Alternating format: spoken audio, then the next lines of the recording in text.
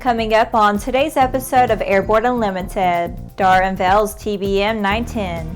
AUVSI releases report on FAA Part 107 waivers. Global 7000 aircraft reaches Mach 0.995 in early flight test.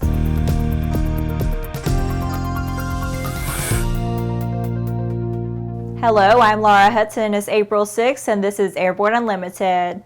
DAR has announced the TBM 910, succeeding the TBM 900 version with the incorporation of next-generation integrated flight deck, along with cabin interior and safety enhancements. Unveiled at Sun & Fun, DAR's TBM 910 offers key changes, including the Garmin G1000 NXi flight deck, which succeeds the G1000 version on TBM 900s. The G1000 NXi's state-of-the-art processors provide a faster system boot-up and software loading, while also enabling the system to manage more aviation data and maps, including visual approach plates, and offering additional capabilities such as enhanced situational awareness.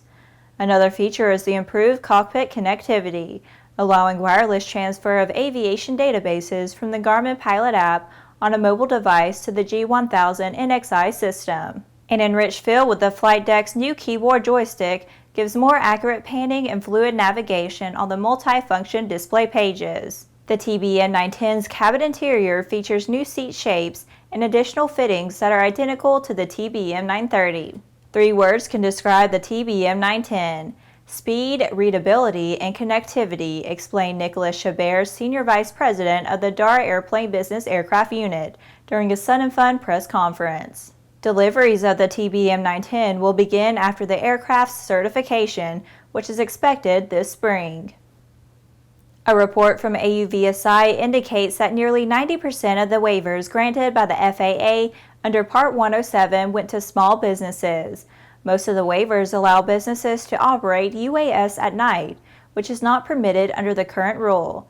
The report also finds that businesses in 44 states received waivers in the first 6 months since the rule took effect. Whether inspecting infrastructure or surveying crop yields, there is a clear evidence that America's small businesses are leading the way in embracing the capabilities and benefits of UAS, said Brian Wynne, President and CEO of AUVSI. At the same time, UAS regulations can and should allow for more expanded operations, such as operations at night or beyond line of sight. This would open up a whole new world for UAS that may one day include package delivery and internet services. Part 107 established a waiver process to allow businesses to request the FAA to allow them to fly outside the permitted operating standards if they demonstrate it can be done safely.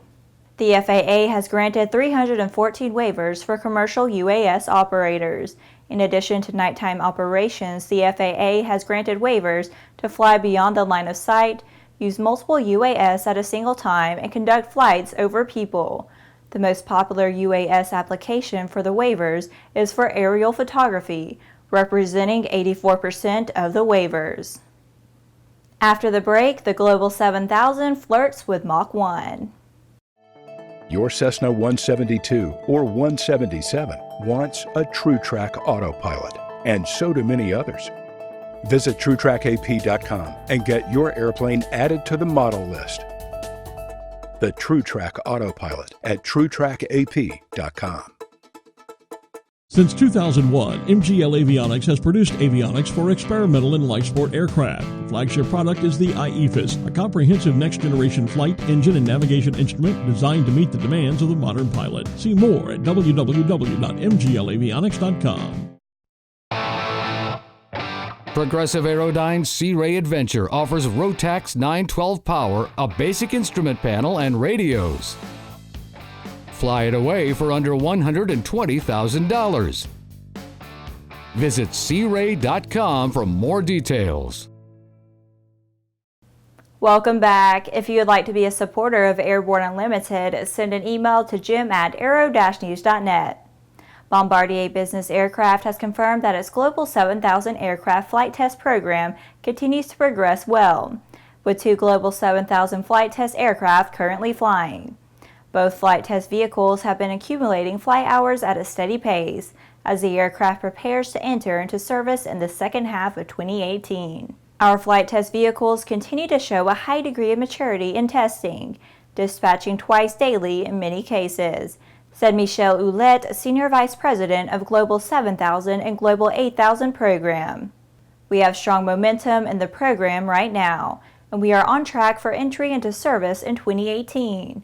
The Global 7000 Flight Test Vehicle 1 completed its maiden flight in November 2016.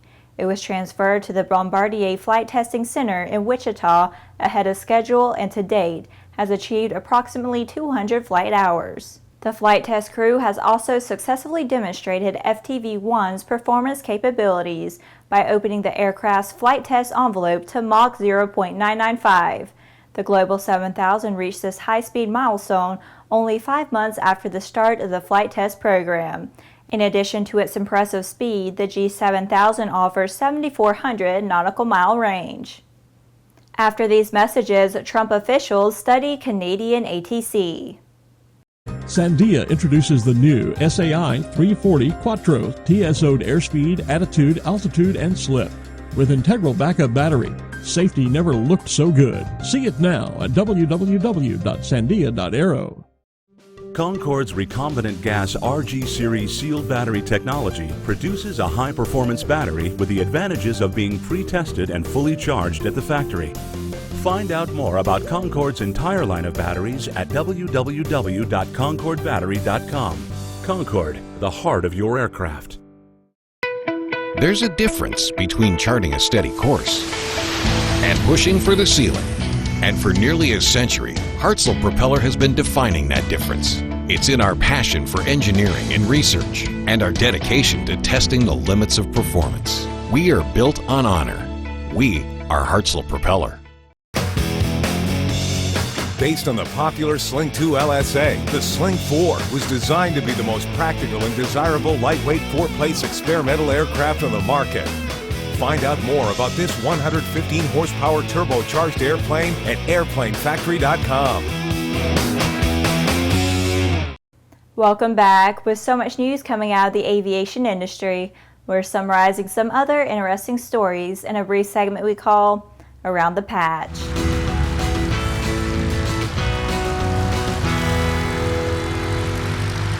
Representatives of the Trump administration and some members of Congress will be traveling to Canada later this week to study the country's privatized air traffic control system. Transportation Secretary Elaine Chao and Representative Bill Shuster, chair of the House Transportation Infrastructure Committee, will be leading the delegation that's traveling to Ottawa. Alain Bellemare, Bombardier's CEO, has requested that Bombardier Board of Directors defer the payment of more than half of the total planned 2016 compensation for its 6 named executive officers until 2020.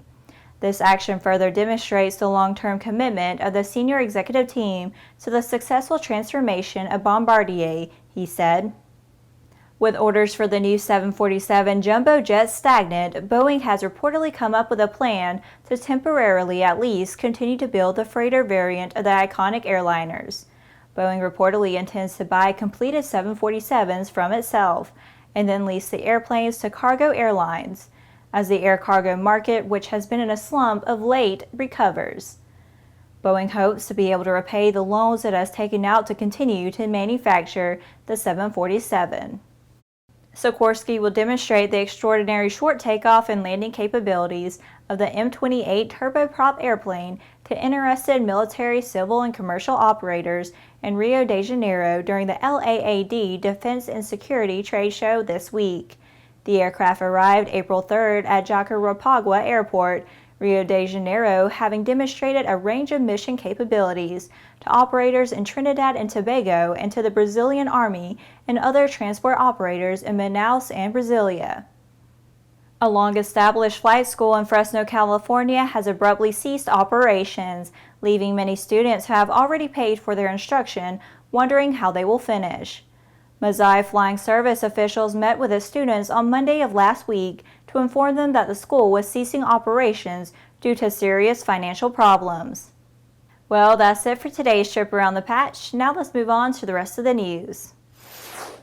The AOPA is calling the NTSB to conduct an internal review to to examine why the independent safety agency has approved speculative probable cause reports related to general aviation accidents, despite little evidence to support the conclusions. AOPA Senior Vice President of Government Affairs Jim Kuhn criticized speculative practices that seem to be finding their way into the culture of NTSB. He objected to probable cause findings of medical incapacitation that have appeared in accident investigations, contrary to other compelling evidence. Personally, after having worked with the NTSB for decades, it is disheartening that the board is now allowing someone at the staff level to approve these academic probable cause determinations. Moreover, I am dismayed that the board's chief medical examiner allows this speculative practice to continue, Kuhn wrote. We hope the board would work towards a more data-driven approach similar to that which the FAA has embraced, and more specifically the Flight Safety Standards Division, he added. Astronaut Buzz Aldrin made history again on Sunday when he became the oldest person to fly with the USAF Thunderbirds at the age of 87. Aldrin was prepped for the flight just before 10 local time Sunday morning. He flew with the team for about 20 minutes, likely at speeds approaching 700 miles per hour, according to Orlando Melbourne International Airport Executive Director Greg Donovan. Before donning his flight suit, Aldrin was spotted wearing a cheeky t-shirt about getting yourself to Mars. Aldrin has been a strong proponent of NASA or a private company mounting a mission to the Red Planet. Aldrin flew in the back seat of the Thunderbird 7 with pilot Lieutenant Colonel Kevin Walsh.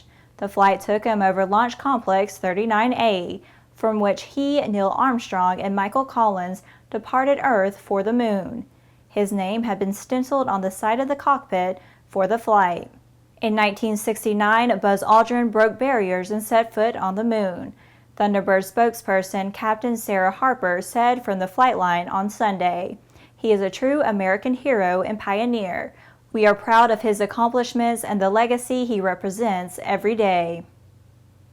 Well, that's our program for today. Remember that Airborne Unlimited is streamed daily Monday through Friday, with additional breaking news bulletins for important stories that fall outside of our normal deadlines. If you're watching us on YouTube, please subscribe and do check us out on Facebook and Twitter. Get comprehensive, real-time, 24/7 coverage of the latest aviation and aerospace stories anytime at aero-news.net. See you tomorrow.